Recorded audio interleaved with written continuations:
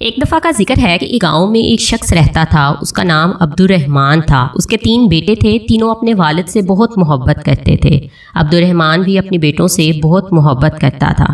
ایک مرتبہ عبدالرحمن نے اپنے تینوں بیٹوں کو بلایا اور ان کو ایک ایک سیب دیا اور کہا کہ اس سیب کو ایسی جگہ جا کر کھاؤ جہاں تمہیں کوئی نہ دیکھ رہا ہو۔ جو ایسا کرنے میں کامیاب ہو گیا میں اسے انعام دوں گا۔ تینوں بیٹے والد کو اللہ حافظ کہہ کر اور ان سے دعائیں لے کر گھر سے نکل گئے۔ دوسرے دن عبدالرحمن نے بیٹوں کو بلایا اور باری باری سب سے پوچھا۔ سب سے پہلے بڑے بیٹے عبداللہ سے پوچھا، کیا تم اس کو ایسی جگہ کھانے میں کامیاب ہو گئے جہاں تمہیں کوئی نہ دیکھ رہا ہو؟